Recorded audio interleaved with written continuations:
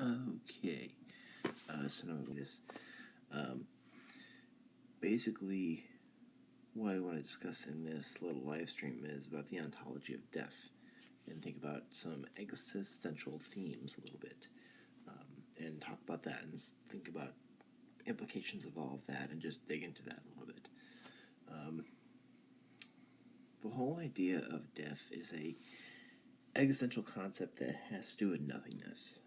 That's one main thing, is that it really has to do with nothingness. It has to do with negation and nothingness. Heidegger has a thing he has a concept in his Being and Time, as well as in some other works of his, which is called being towards death, and that is pretty much what I want to go off of here. Hegel does have his own little idea of his whole ontology of death. However, I'm not going to get into his at this point. So, what is death? I guess is one good question. Death is basically the I guess the main idea of our finitude. The idea that we are all finite beings. We are not immortal. We are not going to be here forever. We are not going to be conscious forever. We're going to die one day. That's the whole idea. And that is a big problem for us. And I guess one thing that I want to discuss at some point, one thing that I probably want to write a small book on, having to do with that we can have two ideas about death. Well, there's three. According to Heidegger, there's two. There's the being towards death, which is the authentic existence of death, which is where you are accepting the fact that you are going to die, and that is when you're in a state of authenticity. Whereas, if you are afraid of death and you're going to deny that and think to yourself, "Oh, that is not going to happen to me. I have all this time left," or whatever, you're basically going to deny death. You are in a state of inauthenticity, where basically you are almost lying to yourself. Well, you are basically lying to yourself, but you are almost in conflict with your own existence, because your own existence is just that. It's finite. It's finitude. Finitude is your own existence. So,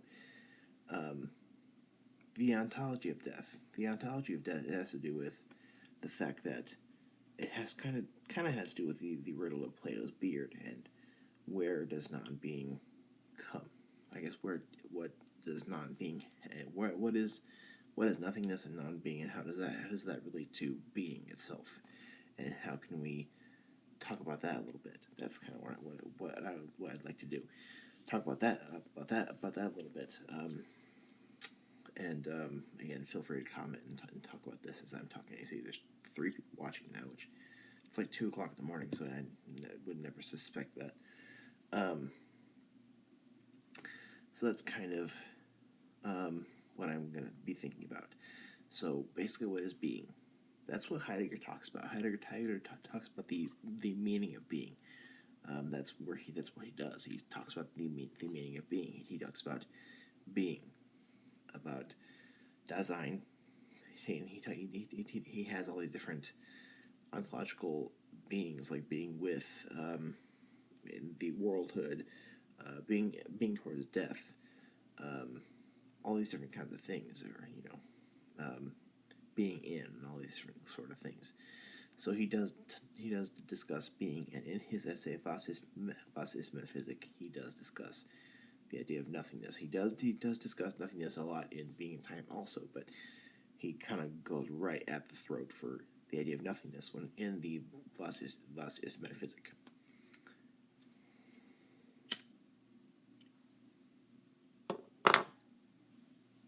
So, in the Was ist Metaphysic, he discusses the idea of nothingness, the whole idea of nothingness.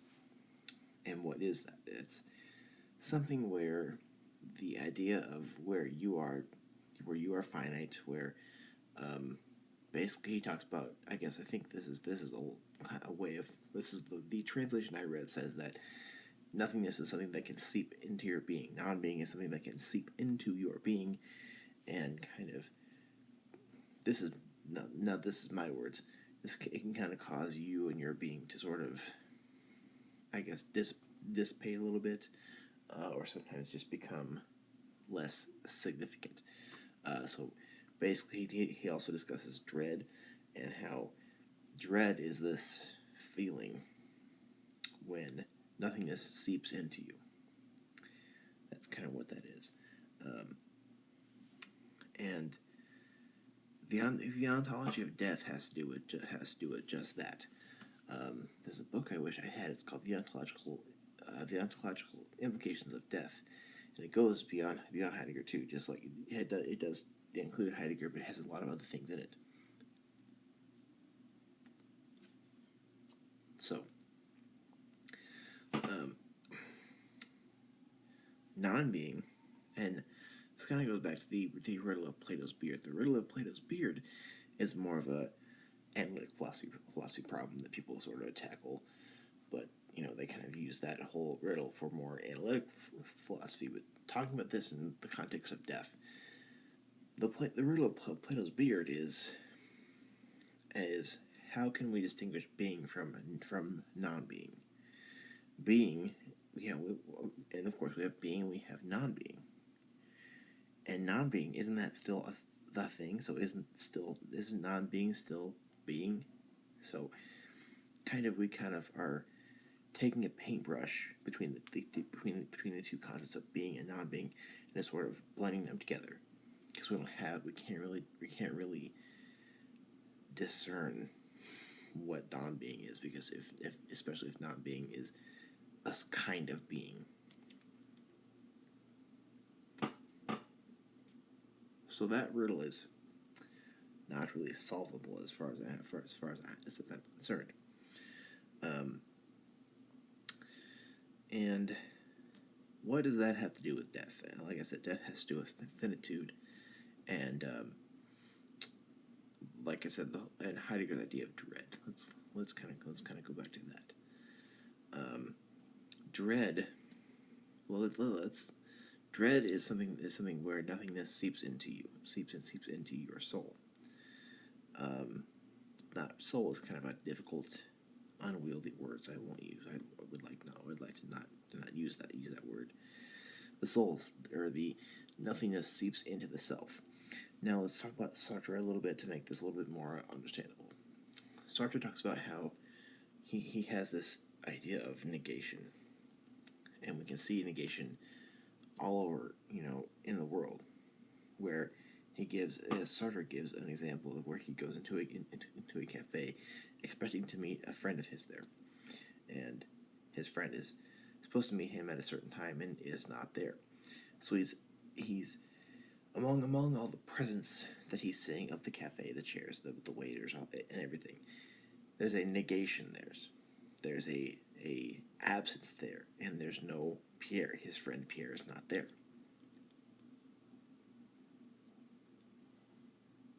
So that is one way to kind of understand negation and nothingness. And the whole idea of nothingness seeping into the self is that one can understand that things are not always going to stay a certain way.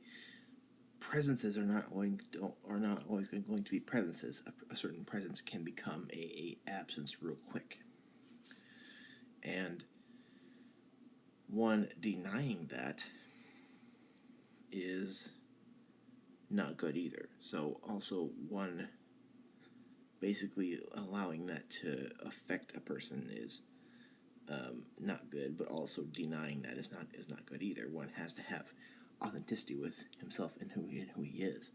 You have to be authentic with the fact that you are finite. You are a finite being. You have to be very you have to be very authentic with yourself and who you are, and that, according to Sartre and de Beauvoir, that basically means that you are going to be free, and that's another topic for a different day, but to be authentic with who you are is the best possible existence, and is the best course towards happiness, really. If you want to be happy in the world, you cannot be in a state of inauthenticity, that's for sure.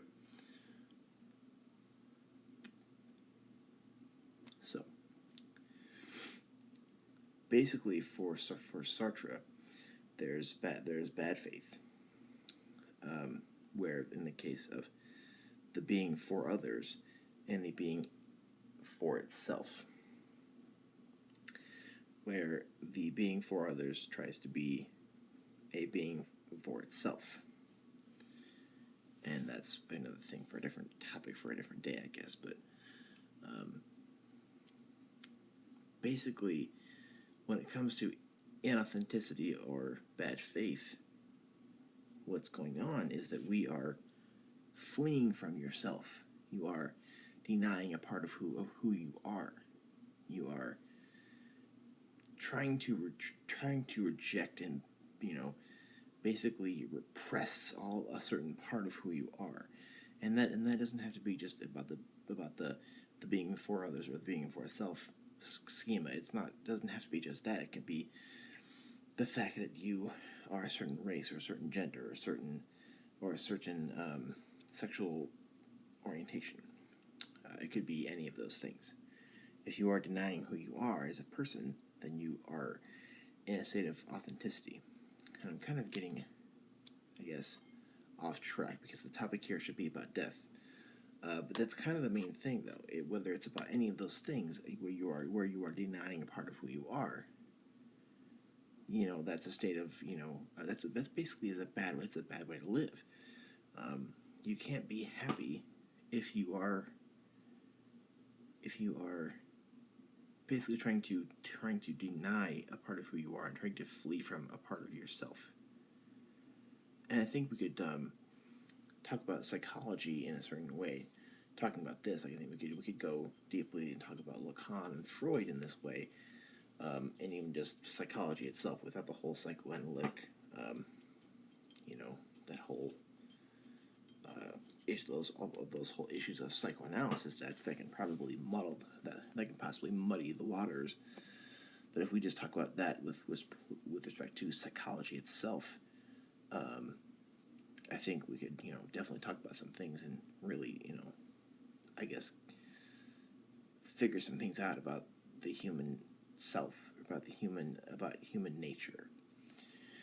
But going back to death, the whole idea of being towards death for Heidegger, being towards death is something that is a good state. It's a good state to be in.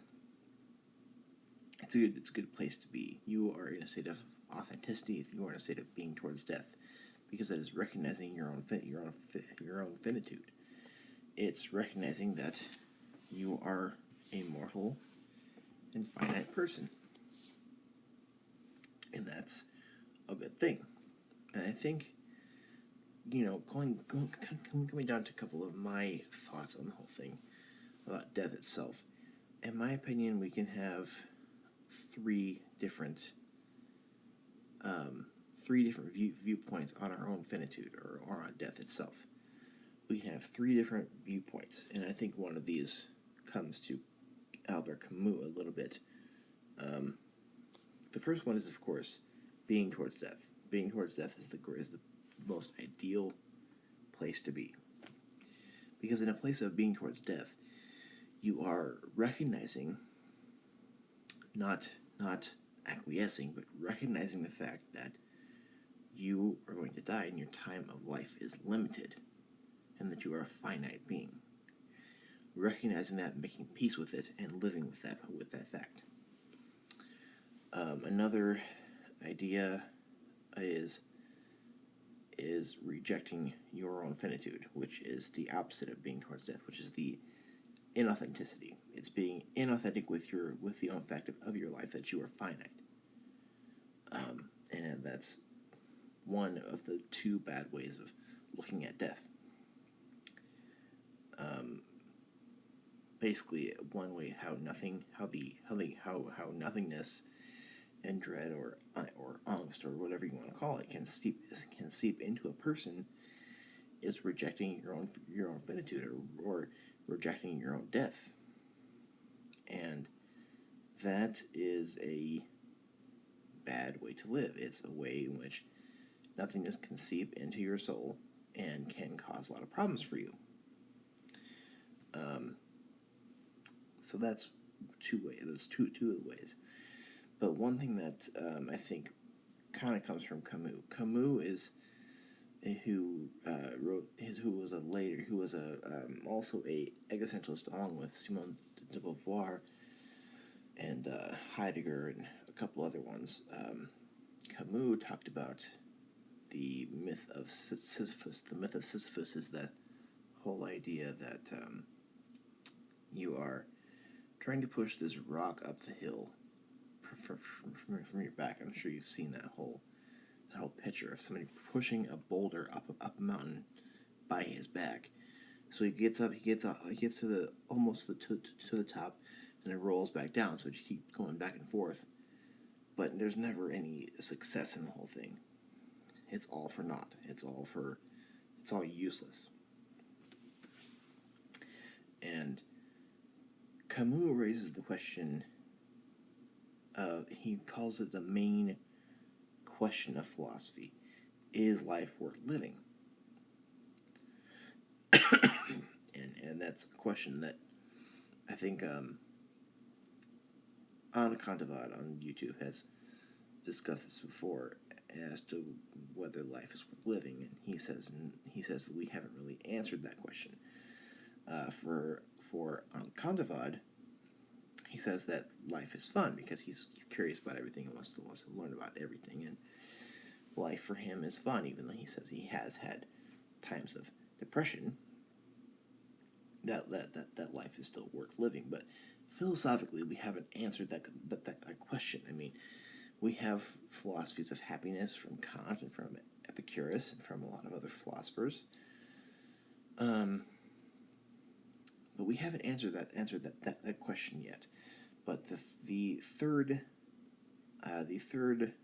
attitude towards death is something that I have thought about for a little while here, and that is that we are hating life and thinking that life is not worth living, and trying to bring upon death as soon as possible. And that, I'm not sure how much this has been, I guess, elucidated. I don't think it has been too much. At least I haven't read anything. If anybody has thought about that, I've seen anybody elucidate or explicate the idea of somebody, not denying death and not accepting death, but being all for it because life is not worth living. Then tell me in the comments, please. I'd like to know about that. And if you have read literature on it, then tell me, because I would like to read it, because it's something I've thought about a lot, because I've come in times of my life where I am just all for dying. I've had a lot of periods in my life where I am just done with life, done with everything. I'm not currently in a state like that now. I'm very, I've been rehabilitated from that brink of, ready for death, and ready to just check out. So I'm not like that at all anymore. But there's been, and I'm 26, so this has been a lot of times where I have just been ready for it. Just been, and I've thought about making that happen myself, as in checking out. I've thought about that a lot. Thought about how to do it painlessly and how to do it quickly. And I never really found a good way. So that's probably why I never did it. But basically, I've gone through a lot of stages of my life where I have just been all about death. Death is on my mind 24/7 about how beautiful it would be if I died. I think if we were to elucidate and explicate that whole idea, we might shed some light on a little bit more about human nature, because there are plenty of humans who are depressed and who are just down in the dumps and are ready to die. Many who do commit suicide. So those are the three, I guess, attitudes towards death. There's the being towards death, which is not, is that means that means that you are just accepting the fact that one day you will die. One is denying the fact that you will die, and the third that I thought about, but it hasn't really been discussed too much in philosophy, besides Camus, that you are ready for death as soon as possible, and will possibly make that happen for yourself by checking out. So I guess death is nothingness in a way, and that can seep into your life in two different ways. However, there's one way in which we can make peace with it while also not being ready for it at a moment's notice. So I don't know. I've been kind of thinking about this stuff, and I guess, what is this ontology? And this is ontology of death because we're talking about being and non-being, and how non-being is a part of and how non-being is a part of being itself, and how the fact that you exist also means that there is nothingness and non-being inside of you and inside of this world. But I mean, that's more things to think about, I guess, as to how non-being is a part of being, and how non-being exists in all of life and all of this world. And I think we all know that there is a lot of meaninglessness and ambiguity and absurdity in this world, and I think that is pure nothingness. That's pure nothingness itself. So let me know what your thoughts are on this subject, and let me know what of the three attitudes towards death you have had, or if you've had any other attitude towards it. So thank you. 3 of you at the moment are watching this, and I really, really appreciate that.